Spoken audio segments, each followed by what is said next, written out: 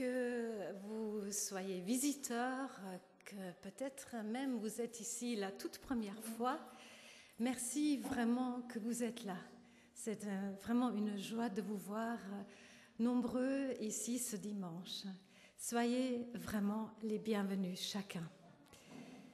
Et pour ceux qui ont écouté, nous avons écouté un morceau de la messe en si mineur de Jean-Sébastien Bach.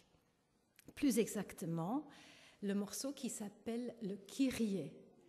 Comme vous le savez, la messe en tant que genre musical est composée par différentes parties. Il y a le Kyrie, mais il y a le Gloria, le Sanctus, etc. Et chaque partie exprime une autre facette de Dieu ou une autre relation que nous pouvons avoir avec le Seigneur.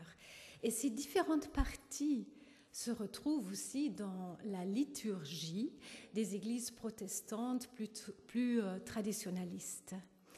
Et ce matin, je voudrais prendre ces différentes parties de la messe comme genre musical, comme canevas pour notre culte.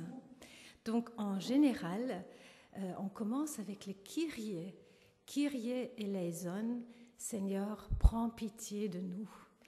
Et je pense que c'est une bonne manière de commencer notre rencontre, de nous mettre devant le Seigneur en nous regardant nous-mêmes et en jetant sur nous un regard lucide, sachant que nous avons besoin de pardon et de la grâce du Seigneur.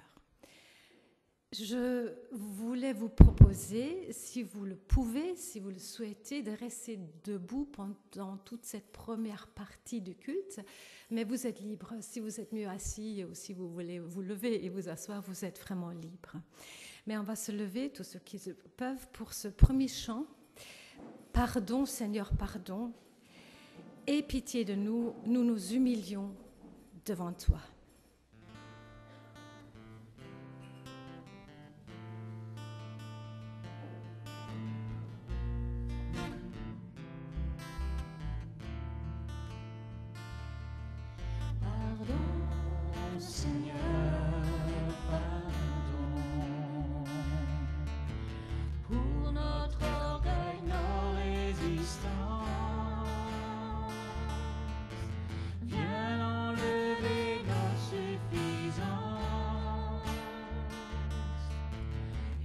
Chasser notre arrogance.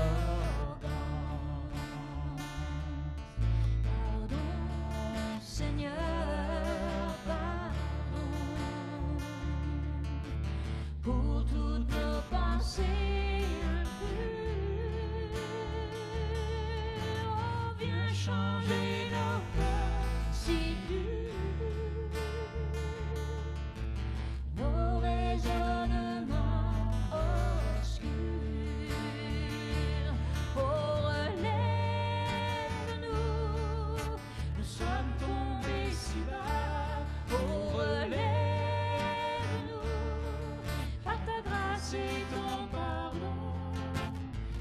Pitié de nous, nous nous humilions devant toi. Pardon, Seigneur, pardon,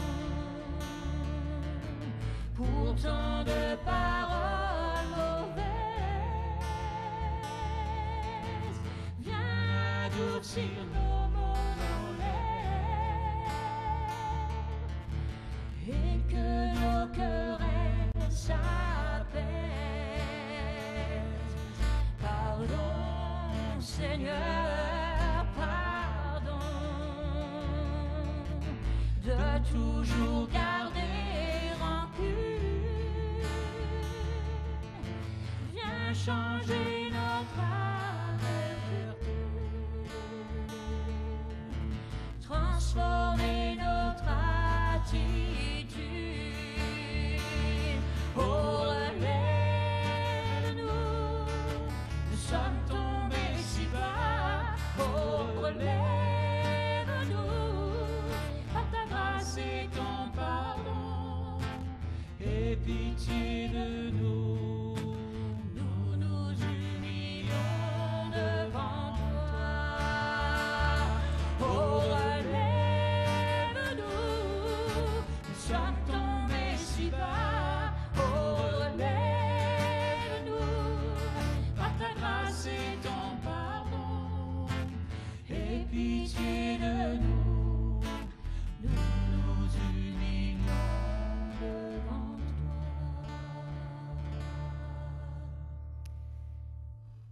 Jean Calvin a écrit cette prière.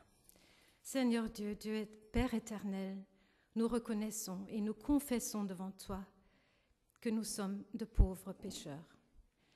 Nés dans l'esclavage du péché, incapables par nos seules forces de faire le bien, nous transgressons tous les jours et de plusieurs manières tes saints commandements.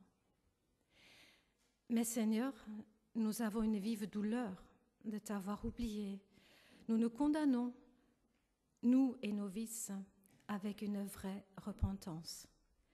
Nous recourons à ta grâce et te supplions de venir en aide en notre misère. Veuille donc avoir pitié de nous, Dieu très bon, Père miséricordieux, et nous pardonner nos péchés pour l'amour de Jésus-Christ, ton Fils, notre Sauveur. Amen. Après avoir tourné alors un regard sur nous et nos fautes, nous voulons maintenant tourner notre regard vers Dieu pour le louer. C'est la partie qui s'appelle le Gloria et qui est normalement très, très joyeux. Gloria in excelsis Deo. Gloire soit rendue à Dieu dans les cieux. Pendant ce chant, les enfants peuvent aller avec leurs moniteurs et monitrices à leur club. Et nous chantons ce chant qui dit « Nous nous tournons vers toi en cet instant, nous élevons nos voix en t'adorant, car tu es le seul Dieu au-dessus de la terre et des cieux. »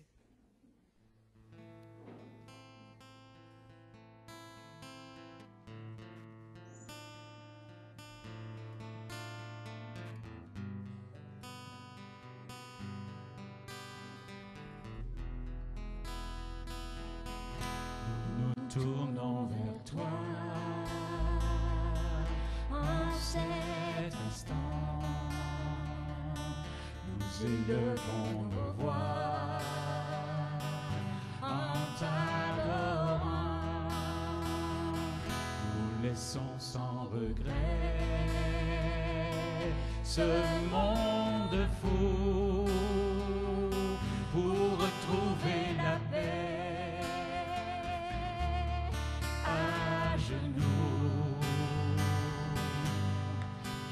Tu es le seul digne de recevoir l'honneur et la gloire, l'adoration, car tu es le seul Dieu au-dessus de la terre et des cieux.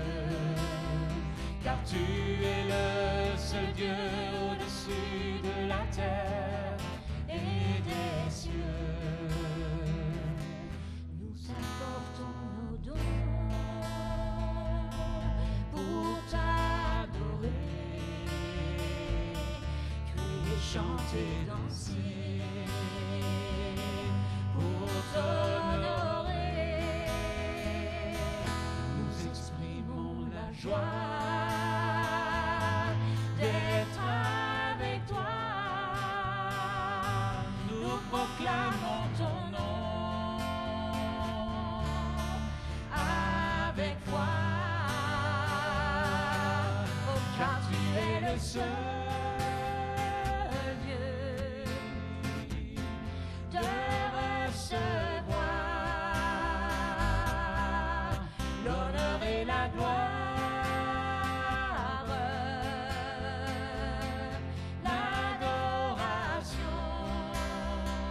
Tu es le seul Dieu au-dessus de la terre et des cieux. Car tu es le seul Dieu au-dessus de la terre et des cieux. Car tu es le seul Dieu au-dessus de la terre et des cieux. Car tu es le seul Dieu au-dessus de la terre et des cieux. Nous poursuivons avec la partie qui s'appelle le Credo, où nous confessons notre foi, credo en latin, je crois.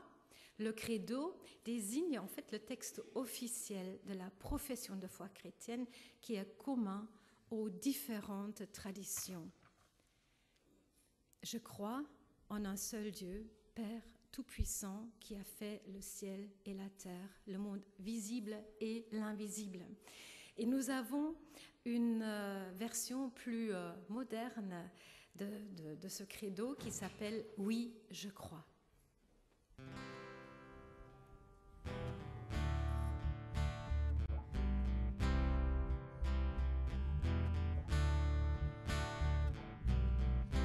Notre Père éternel, toi qui as tout créé, Dieu tout-puissant,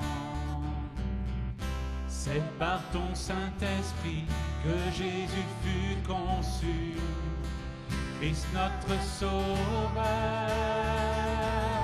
Oui, je crois en Dieu notre Père, oui, je crois en Christ son Fils, oui, je crois en ton Saint-Esprit, ô Trinité divine. Oui, je crois à la résurrection, que nous vivrons à jamais.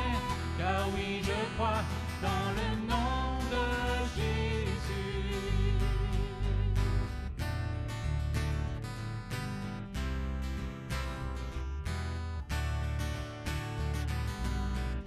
Notre léger défenseur, tu souffris à la croix. Pardon est en toi, descendu jusqu'aux ténèbres, tu es ressuscité, à jamais élevé. Oui, je crois en Dieu notre Père, oui, je crois en Christ son Fils, oui, je crois en ton Saint-Esprit, ô Trinité divine. Oui, je crois à la résurrection, que nous vivrons à jamais. Car oui, je crois dans le nom de Jésus. Oui, je crois en lui. Oui, je crois qu'il est vivant. Oui, je crois que Jésus est Seigneur. Oui, je crois. Je crois qu'il est vivant. Oui, je crois que Jésus est Seigneur.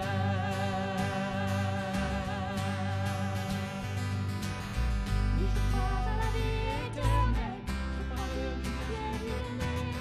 Je crois à la communion des saints et en ta sainte Église. Oui, je crois à la résurrection. Viendra, car oui, je crois dans le nom de Jésus. Car oui, je crois dans le nom de Jésus. Amen. Et avant de partager le pain et le vin, nous voulons nous rappeler que Dieu est saint. C'est la partie qui s'appelle le Sanctus. Ésaïe, Ésaïe, quand il a rencontré Dieu, il a écrit ceci dans le chapitre 6. « Je vis le Seigneur assis sur un trône très élevé, et les pans de sa robe remplissaient le temple. Des séraphins se tenaient au-dessus de lui. Ils criaient l'un à l'autre et disaient « Saint, Saint, Saint est l'Éternel des armées. Toute la terre est pleine de sa gloire. » Chantons ce chant.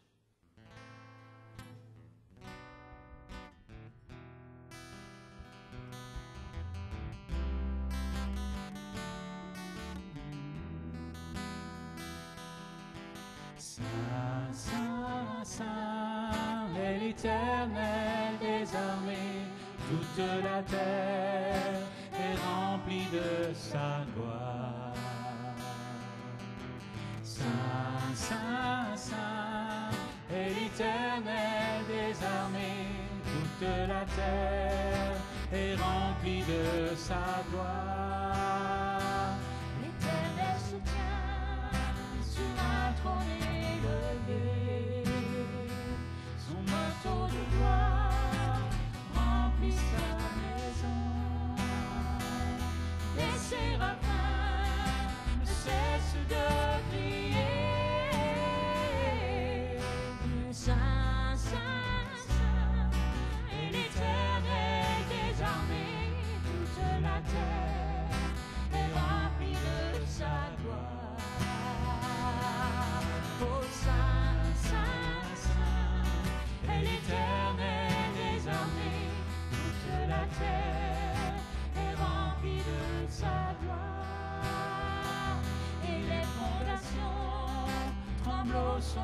cette voix. Toute la maison se remplit de fumée.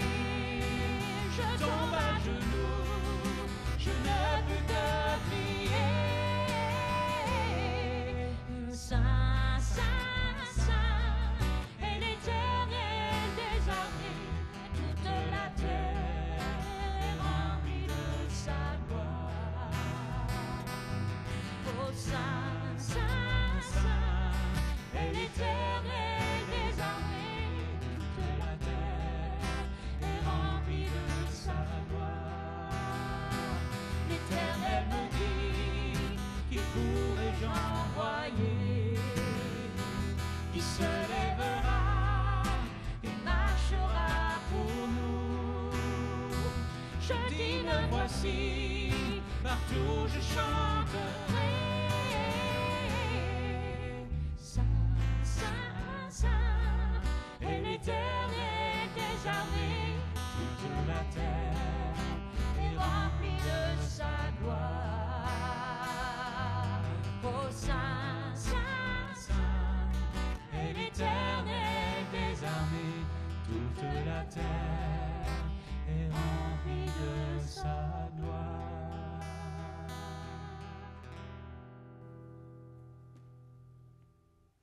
Le Seigneur est saint et pourtant nous pouvons nous approcher de lui. Vous pouvez prendre place.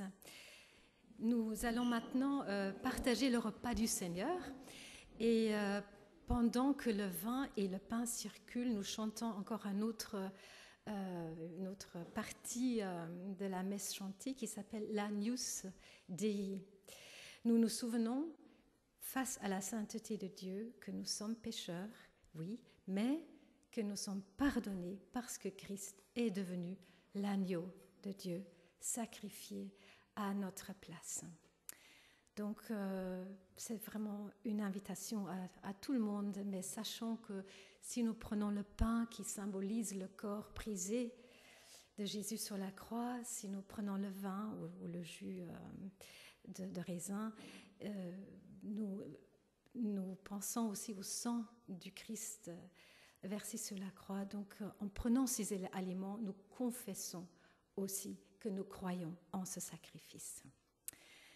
Alors, je propose que les 3 personnes que j'ai demandé de vouloir distribuer le pain et le vin viennent et nous chantons pendant ce temps « Tous les anges louent sa sainteté, l'univers crie sa majesté, chantant gloire et puissance, force et louange à l'agneau immolé. »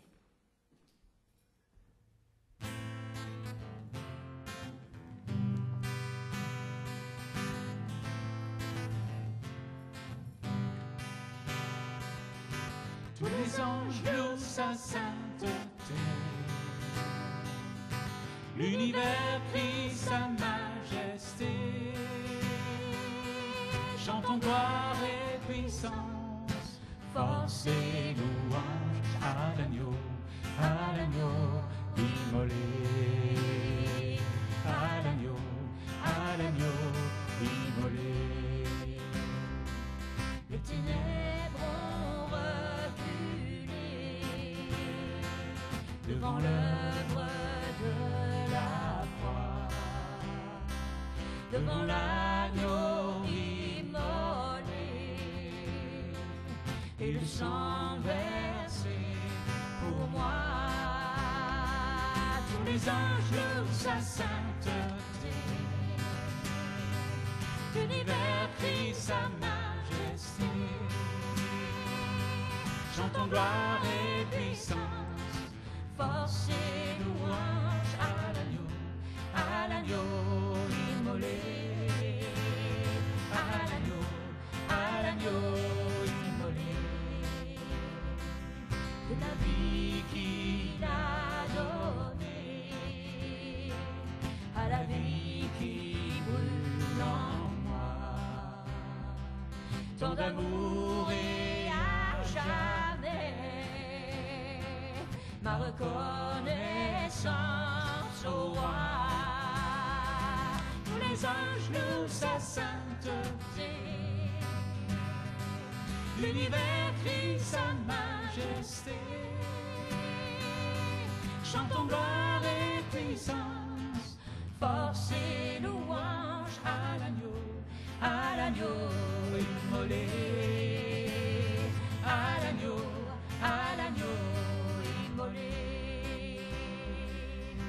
Vivant, vivant, puissant, puissant, vivant, ô Dieu vivant, puissant, tout puissant.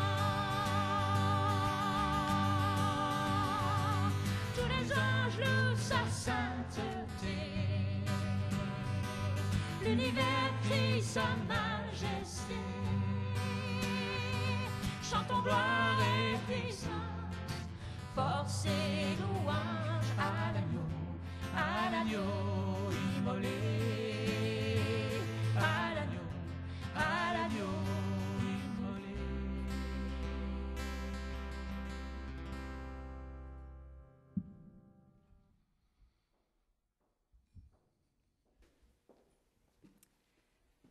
Voilà, le moment est venu où nous nous mettons à l'écoute de la parole de Dieu.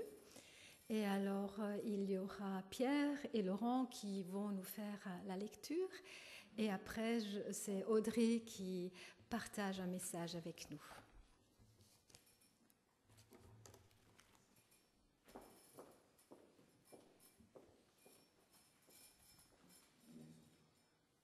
Cher Théophile, j'ai parlé dans mon premier livre de tout ce que Jésus a commencé de faire et d'enseigner jusqu'au jour où il fut enlevé après avoir donné ses ordres par le Saint-Esprit aux apôtres qu'il avait choisis. C'est à eux aussi qu'avec beaucoup de preuves, il se présenta vivant après avoir souffert. Il leur apparut pendant 40 jours, parlant du règne de Dieu. Ceux qui s'étaient réunis lui demandaient « Seigneur, est-ce en ce temps-ci que tu vas rétablir le royaume pour Israël ?» Il leur répondit « Il ne vous appartient pas de connaître les temps ou les moments que le Père a fixés de sa propre autorité, mais vous recevrez de la puissance quand l'Esprit Saint viendra sur vous, et vous serez mes témoins à Jérusalem, dans toute la Judée et en Samarie, et jusqu'aux extrémités de la terre. Dans les derniers jours, dit Dieu, je répandrai de mon esprit sur tous. Alors, quiconque invoquera le nom du Seigneur sera sauvé. Hommes d'Israël, écoutez ces paroles. Car tu ne m'abandonneras pas au séjour des morts, tu ne laisseras pas ton sein voir la décomposition. Tu m'as fait connaître les chemins de la vie. Tu me rempliras de bonheur par ta présence. Actes chapitre 2, versets 37 et 38. Après avoir entendu cela, ils eurent le cœur transpercé. Et ils dirent à Pierre et aux autres apôtres, « Frères, que devons-nous faire ?» Pierre leur dit, « Changez radicalement, que chacun de vous reçoive le baptême au nom de Jésus-Christ pour le pardon de ses péchés, et vous recevrez le don de l'Esprit Saint. Car la promesse est pour vous, pour vos enfants, et pour tous ceux qui sont au loin, en aussi grand nombre que le Seigneur notre Dieu les appellera. » Actes chapitre 2, versets 42 à 45. Ils étaient assidus à l'enseignement des apôtres, à la communion fraternelle, au partage du pain et aux prières. La crainte s'emparait de chacun, et beaucoup de prodiges et de signes se produisaient par l'entremise des apôtres. Tous les chrétiens étaient ensemble et avaient tout en commun. Ils vendaient leurs biens et leurs possessions, et ils en partageaient le produit entre tous, selon les besoins de chacun. Je vous invite à prier. Seigneur, merci pour le privilège qu'on a de passer un temps en ta présence. Je te prie de vraiment ouvrir nos cœurs face à ces textes, qu'on puisse vraiment être édifiés, Seigneur, par ta parole. Au nom de Jésus-Christ, amen. Bonjour à chacun. Alors ce matin, nous passons aux actes. C'est le nom de notre nouvelle série. Je remercie d'ailleurs toute la petite équipe qui a constitué le design du flyer, Caroline, Paul, Neil. Merci à vous. C'est le titre de notre nouvelle série pour ce semestre, ce premier semestre 2024, où nous allons plonger dans le livre des actes. Alors on vous a invité la semaine passée, il y en a peut-être qui n'étaient pas là, mais on voudrait tenter de vous inviter à lire chez vous les portions de texte à l'avance. Comme vous voyez, le texte est très chargé et on ne pourra pas lire tout le dimanche matin, ni tout traiter d'ailleurs. Donc voilà, on a entendu des extraits en espérant que vous ayez pu vraiment cerner le mouvement du passage. Aujourd'hui, on va faire une petite introduction à cette série et aborder les chapitres 1 et 2. Alors j'aime bien commencer par une question que je voudrais vous poser ce matin qui est un peu ressortie de la méditation de ces 2 chapitres. Si vous deviez raconter votre histoire de foi, par où est-ce que vous commenceriez ? Où est-ce que cela remonte pour vous ? Est-ce que c'était une expérience en particulier, une rencontre ? Est-ce que ça prend racine dans votre jeunesse, dans votre enfance, à votre naissance, à vos parents, à vos grands-parents ? Je vous laisse réfléchir 1 minute. Si vous deviez raconter votre histoire de foi, par où commenceriez-vous ? Une petite anecdote, dans mes recherches pour mon mémoire, j'ai découvert qu'un historien juif, Jules Isaac, avec lequel le théologien que j'étudie a été en contact étroit, a fréquenté pendant la guerre, parce que c'était un endroit sûr, le petit village de Saint-Agrève. Il y a vécu, tu peux mettre le slide suivant, une rencontre avec, vous connaissez sans doute, André Chouraki. Il s'était retrouvé là, à Saint-Agrève. Saint-Agrève, petit village protestant, non loin du Chambon-sur-Lignon, un autre village protestant, qui est le seul endroit de France où il n'y a eu aucune dénonciation de juifs pendant la guerre.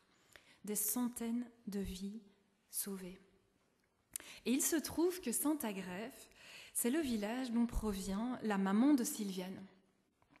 Incroyable coïncidence, effervescence dans la maison, et donc je suis descendue en bas et ça a été l'occasion de ressortir les albums, les livres, les vieux souvenirs de guerre de Simone, donc la grand-mère de Nathan. Et c'est assez fort de relire cela, de voir d'où vient une famille, sur quel héritage elle se construit, comment la foi a joué un rôle dans tout ça, comment ça a imprégné la famille, comment elle continue à écrire son histoire.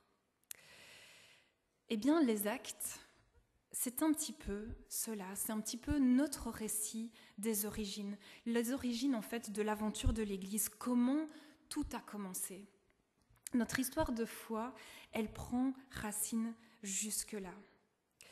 Et on sait que se souvenir, revenir au début, relire notre histoire, c'est une démarche importante déjà de manière générale dans la construction humaine. On entend souvent quand il y a une crise de la quarantaine, on revit son enfance, on relit les choses, pas pour y retourner, mais pour mieux se comprendre et mieux redémarrer. Eh bien, dans la foi, c'est non seulement important, mais c'est aussi Dieu lui-même qui nous le demande. Dans le Premier Testament, Dieu ne cesse de dire « Souviens-toi ». Souviens-toi. Deutéronome chapitre 9, verset 7 dit « Souviens-toi, n'oublie pas ».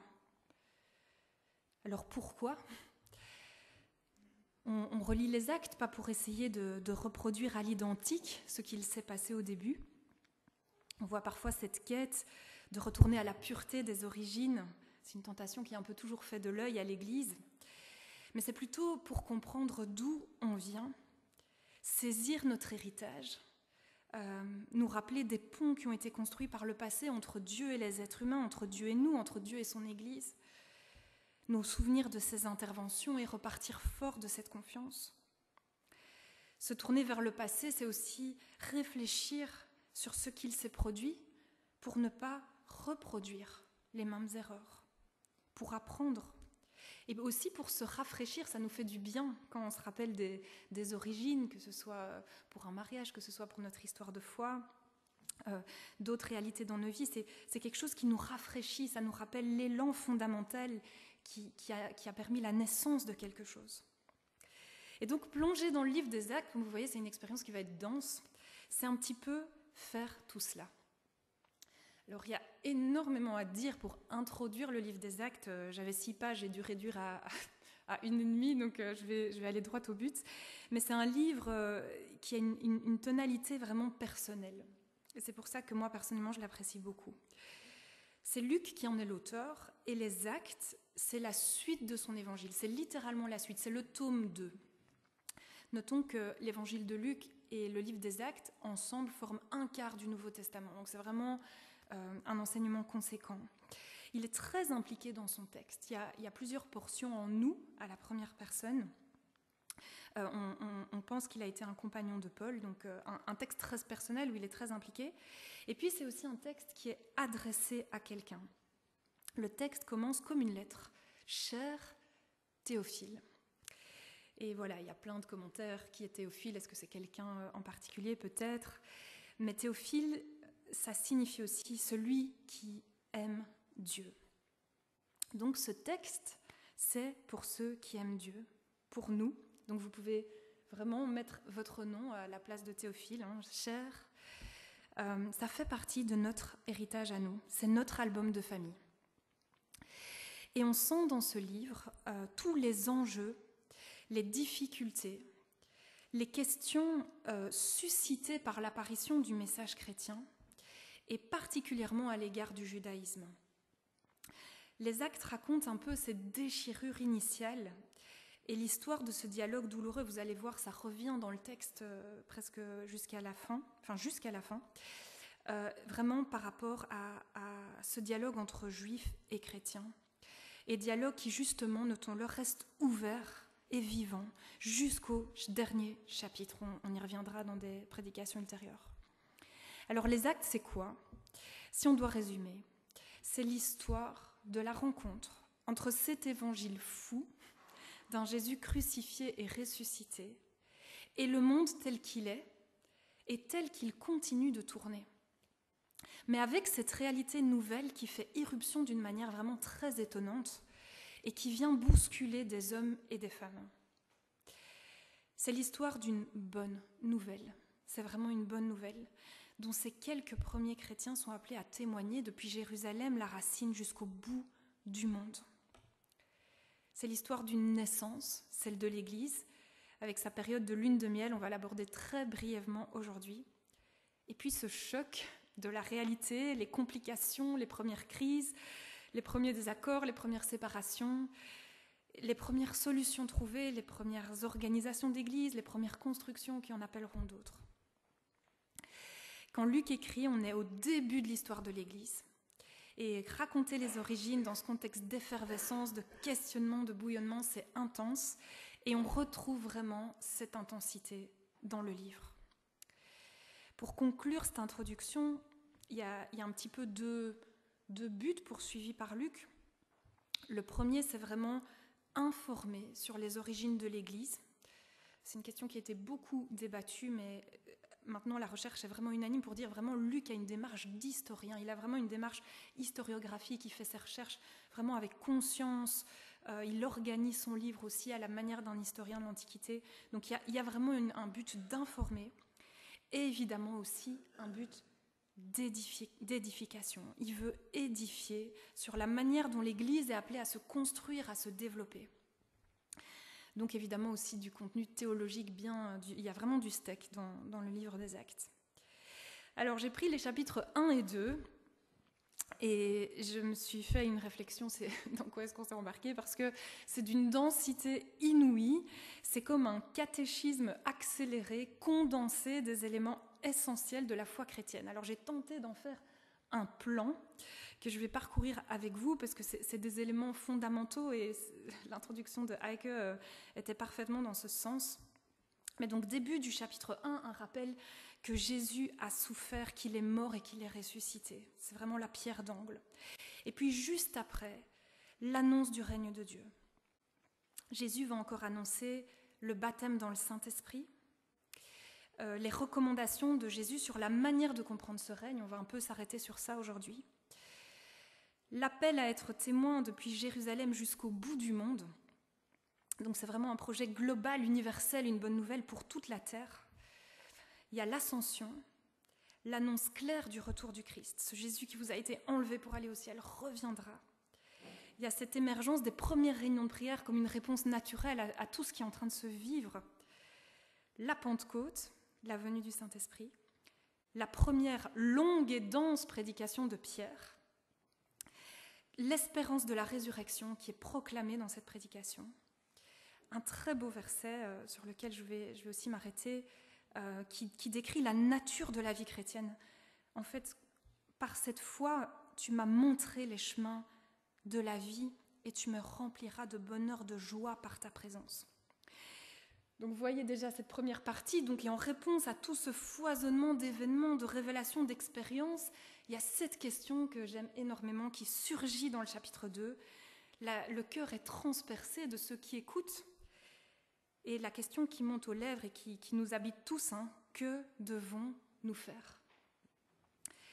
Et une réponse en grande simplicité, et en même temps c'est le défi de toute une vie, l'appel au changement et au baptême, à accepter ce salut pleinement, et la naissance de la première communauté, et j'ai intitulé ceci « La lune de miel ». Alors j'espère que vous avez 4-5 heures devant vous. J'ai prévenu avec eux qu'on finirait le culte exceptionnellement à 15h30. Voilà le plan de la prédication. Non, je rigole, je vais vraiment me tenir au timing. Rassurez-vous, j'ai dû choisir 3 points que je vais dégager de ce plan et je vous invite à creuser chez vous et on aura l'occasion de revenir à l'Ascension, à la Pentecôte, au culte de baptême sur d'autres aspects de ces 2 premiers chapitres. Le mouvement général, résumons, de ces 2 chapitres. Un héritage extraordinaire reçu pour une nouvelle orientation de vie, pour une orientation de vie nouvelle. Et le premier point que je voudrais dégager, c'est le cadeau de la foi, une œuvre continue. Cher Théophile, premier verset, dans mon livre, j'ai raconté tout ce que Jésus a fait et enseigné dès le début jusqu'au jour où il fut enlevé au ciel. Et puis bam, on rentre dans la structure que je vous ai montrée juste après. Les actes racontent la suite. Tout ce que Jésus continue à faire par l'intermédiaire des apôtres et de l'Église naissante. Et j'ai lu un commentateur assez tôt dans l'histoire de l'Église qui disait « c'est dommage que les actes s'appellent les actes des apôtres. Ils auraient dû appeler ça les actes de Jésus par les apôtres. » Donc c'est vraiment cette action du Christ qui continue. Et c'est pour moi le premier enseignement des actes, et il est essentiel pour nous aujourd'hui, c'est que l'œuvre du Christ continue. Par son Saint-Esprit, par son Église, il continue d'être à l'œuvre jusqu'au bout du monde et jusqu'au bout des temps. Avec cette phrase qui, dans la prédication de Pierre, montre qu'il y a une réalisation, je répandrai de mon esprit sur toute chair. Un projet extraordinaire. Donc le début du livre des Actes, c'est cela, c'est cette prise de conscience, c'est cette expérience spirituelle intense qui s'ancre dans un enchaînement d'événements incroyables. Et cette expérience fait goûter ces quelques personnes à une réalité spirituelle nouvelle. Et ils ont, on le voit, on pourrait prendre plein de passages qui illustrent ce basculement, ils sont habités par une espèce d'illumination intérieure, qui pour moi est vraiment tellement bien manifestée dans ce verset-ci. Tu m'as montré les chemins qui mènent à la vie, tu me rempliras de joie par ta présence. Je trouve que ce verset exprime vraiment magnifiquement ce qu'est l'expérience chrétienne. Il y a un moment comme ça où des écailles tombent des yeux et on comprend que ces chemins qui nous sont indiqués par le Christ mènent à la vie. Et il y a une confiance qui naît que cette présence du Seigneur, quelles que soient nos circonstances, nous remplira de joie. Désormais, quand la foi croise notre route, notre histoire personnelle est appelée à être marquée par cette vitalité, par cette espérance et par cette joie. Et il est bon de se le rappeler, de se souvenir de cet élan premier. Que devons-nous faire ? En réponse à ce don inouï, à cet héritage incroyable, à cette espérance, à cette expérience spirituelle, il y a une invitation au changement, qui est en fait un changement d'orientation que nous manifestons en nous faisant baptiser. Il y a une nouvelle préoccupation qui naît dans notre vie. Et c'est quoi cette préoccupation ? C'est celle du règne de Dieu. Se préoccuper du règne de Dieu. Quand Jésus est mort et ressuscité et qu'il s'entretient avec les disciples, le sujet dont il leur parle, c'est le règne de Dieu. Alors c'est intéressant quand même de voir que c'est de ça dont il les entretient. C'est ça désormais la préoccupation qu'ils vont devoir avoir, et ce règne va désormais faire partie de l'histoire des disciples. Il y a un peu deux pièges qui nous guettent par rapport à cette question de se préoccuper du règne de Dieu. Pierre en a déjà abordé plusieurs lors de sa dernière prédication. Le premier piège, je l'ai légèrement abordé, c'est une forme de passéisme. C'est de chercher en fait le royaume dans le passé, idéaliser ce passé et tenter de le reproduire à l'identique, d'y revenir, avec cette idée que le passé serait plus pur que le présent. Ça, c'est sans doute un premier piège. Un second piège, c'est de spéculer sur le futur. Et on voit qu'en fait, c'est ce que les disciples vont faire directement. Jésus leur parle du règne, et les disciples l'interprètent immédiatement de manière eschatologique. Ils pensent à l'annonce des prophètes, qu'au bout viendrait le rétablissement d'Israël, et donc ils disent à Jésus « Ah, ça y est, c'est maintenant, donc tu vas rétablir le règne d'Israël, ça y est, on y est ». Et Jésus répond clairement « Il ne vous appartient pas de savoir quand viendront les temps et les moments, car le Père les a fixés de sa seule autorité, mais vous recevrez une force quand l'Esprit descendra sur vous. » Donc quand Jésus parle du règne, il ne les entretenait pas sur les temps de la fin, dans le sens eschatologique uniquement, mais sur cette dimension nouvelle qui allait se greffer à leur vie grâce au Saint-Esprit. Oui, il y aura une fin, mais ce n'est pas de cette fin que Jésus demande qu'on se préoccupe, qu'on consacre notre énergie. Il ramène au présent, mais un présent enrichi. Cette force va nous faire goûter aujourd'hui à ce royaume qui, oui, un jour viendra en plénitude, c'est notre espérance fondamentale, mais spéculer sur le moment, la manière où ça viendra, c'est pas cela que Jésus veut dire par se préoccuper du royaume. C'est s'en préoccuper maintenant. Et j'ai trouvé cette très belle citation d'un pasteur qui s'appelle Hébert, qui écrivait en 1956 ceci.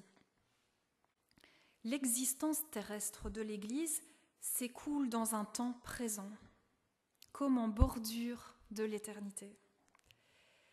Un temps présent pendant lequel elle ne doit ni céder à la panique, ni s'endormir dans une fausse sécurité. Car ce temps, quoique le dernier, doit durer, et sa durée dépend de la seule décision de Dieu. Savoir comment vivre dans ce temps, c'est se comporter en véritable fils du royaume. » Alors quand j'ai lu cette citation, j'ai trouvé cette image de vie en bordure de l'éternité absolument magnifique, de se dire que notre histoire, elle est désormais enrichie de cette dimension extraordinaire. On n'avance plus seulement dans un temps chronologique, physique, mais notre vie est enrichie par l'expérience du temps de Dieu, du temps du royaume. La manifestation concrète de notre fréquentation de cette bordure, c'est évidemment la prière. La prière comme un passage, l'image a ses limites évidemment, mais entre ce temps spirituel et notre temps ordinaire. Et notre préoccupation, c'est désormais la fréquentation de cette bordure. C'est cet état de veille, de concentration sur le règne de Dieu et sur la transformation qu'il provoque en nous et dans notre relation au monde et aux autres. Le royaume, c'est là où Christ règne, disait Pierre lors de sa dernière prédication.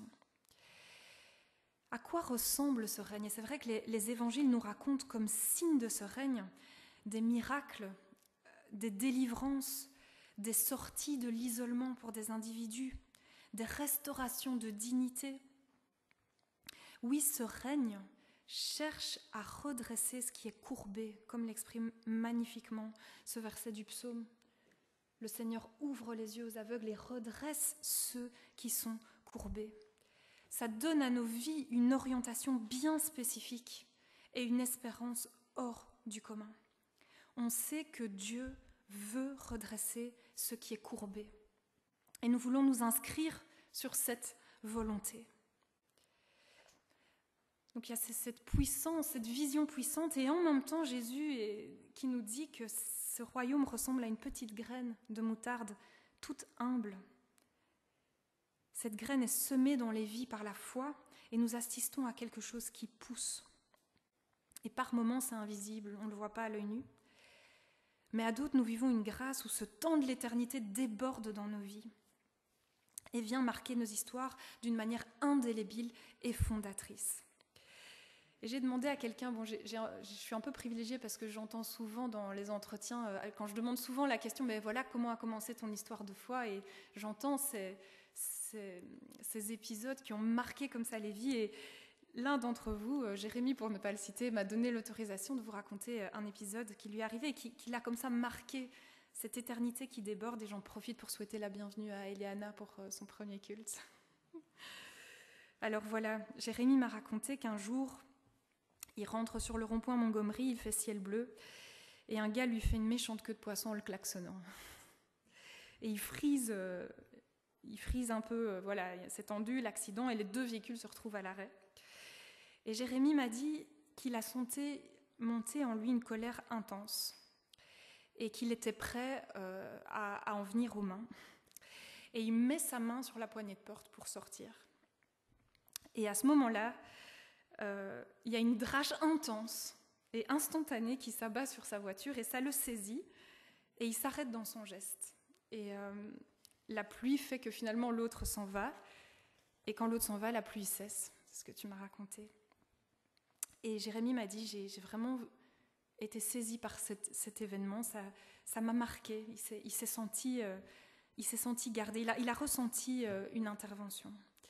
Il y a comme ça dans les vies, et on a chacun nos histoires, nos lectures de ces moments-là, mais il y a parfois comme ça dans les vies des moments de grâce, où on a vu, on a goûté, on a ressenti cette réalité du règne de Dieu, et ça nous marque. Ça nous marque. Et je me disais, quelle grâce, et il faut qu'on se le rappelle, quelle grâce, même s'il y a des moments très difficiles, de vivre en bordure de l'éternité. Les actes nous montrent que cette expérience n'est jamais purement centrée sur soi. Le royaume et ses grâces nous poussent toujours vers l'autre dans le nom du Christ, jusqu'au bout du monde et jusqu'au bout des temps. Et cette histoire, au goût de l'éternité, nous la vivons également en Église, qui est une conséquence naturelle en fait de l'expérience du royaume. Et ce sera mon dernier, très bref petit point, rassurez-vous. On voit qu'après tous ces événements, après ces expériences intenses, il y a une première communauté qui se constitue. Et j'imagine que vous avez aussi été un peu marqués par le contenu. C'est un peu une lune de miel. C'est un peu comme si c'était l'Éden de l'Église. Ils se rassemblent tous les jours pour prier, pour prendre la scène, pour louer. Ils vendent tous leurs biens, ils partagent tout entre eux.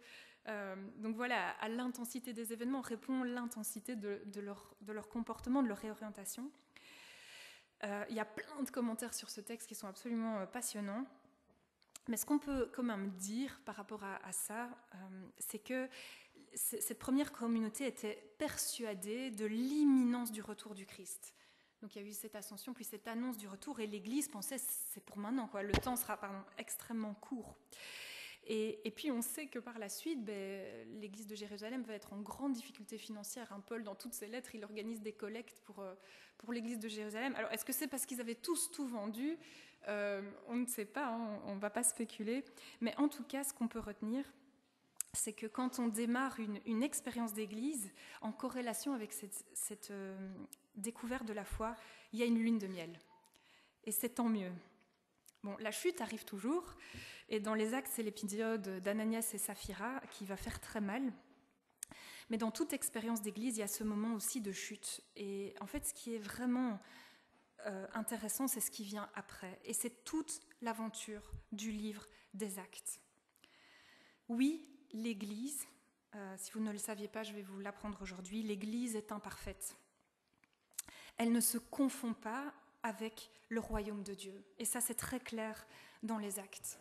Dans les Actes, le royaume se prêche, s'annonce, se reçoit, il s'expérimente, il se cherche, il se pratique, mais il ne se construit pas par la force des hommes. C'est toujours cette éternité qui déborde. L'Église, elle, par contre, elle est appelée à être construite sous la tête qu'est le Christ, par l'assistance de l'Esprit et par nos bonnes volontés. Et c'est en grande partie ce que le livre des Actes veut enseigner. Comment le royaume s'expérimente-t-il et comment l'Église se construit-elle ?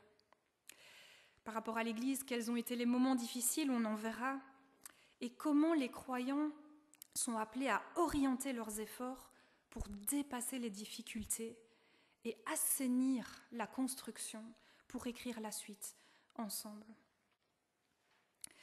En conclusion, peut-être prenons un temps cette semaine pour nous remémorer nos premiers moments de foi, nos premiers moments d'église, ces moments clés où on a vécu ce débordement d'éternité dans notre temps. Rappelons-nous que nous avons un privilège immense de vivre en bordure d'éternité. Notre histoire se coécrit avec de l'encre éternelle quelque part. Donc j'ai remis cette phrase. « Cher Théophile, voici ce que Jésus a fait et continue de faire dans ma vie et dans ma communauté locale. » Je vous laisse écrire la suite de cette phrase avec vos mots. Et vraiment, c'est ma prière que le Seigneur nous fasse la grâce de vivre une belle suite d'histoires ensemble et avec lui à nos côtés, parce qu'il est à l'œuvre jusqu'au bout des temps. Amen.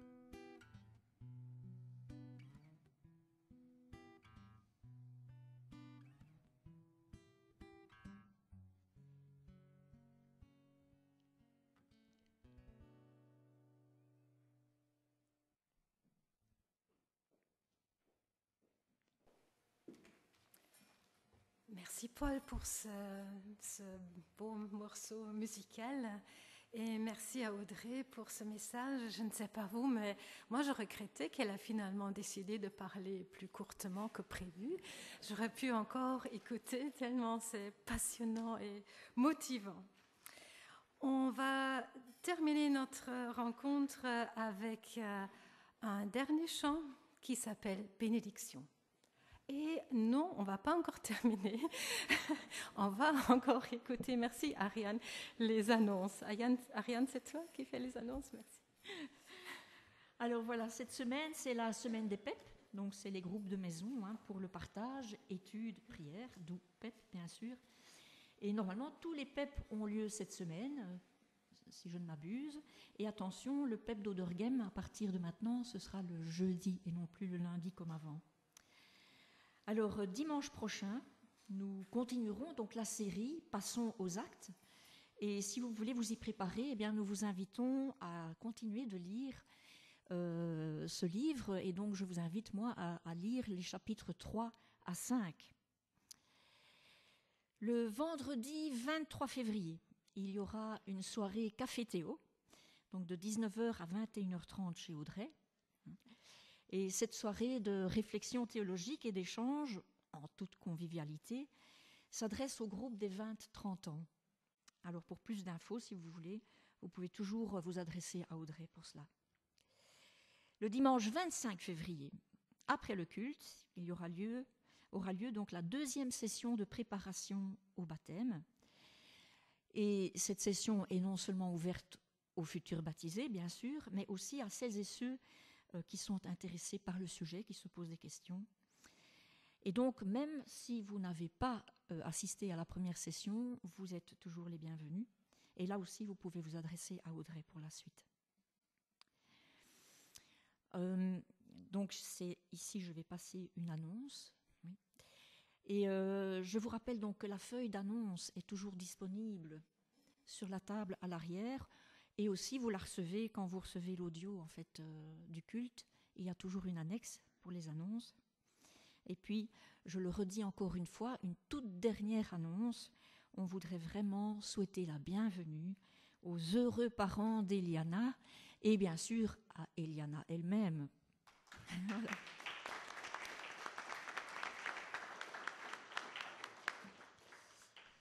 Voilà, je pense que j'ai tout dit. Je cède la parole à nouveau à Heike pour la suite.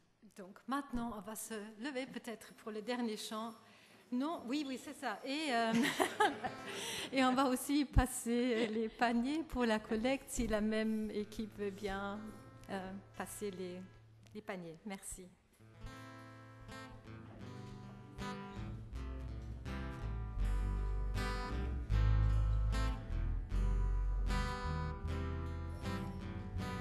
Que la grâce et la paix du Seigneur soient déposées sur vous, sur vos cœurs, et que sa lumière vienne éclairer vos vies par le nom de Jésus-Christ.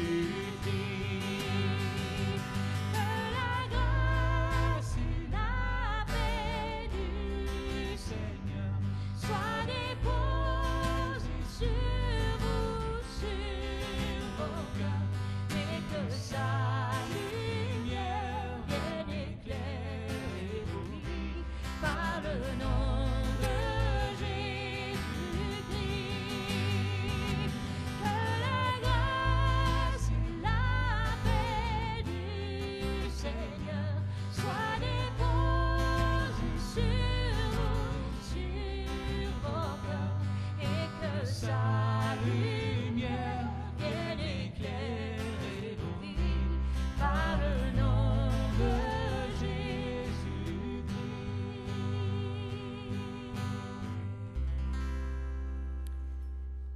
Que le Seigneur te bénisse et te garde. Que le Seigneur fasse briller sa face sur toi et t'accorde sa grâce. Que le Seigneur lève sa face vers toi et te donne la paix. Amen et bon dimanche à tous.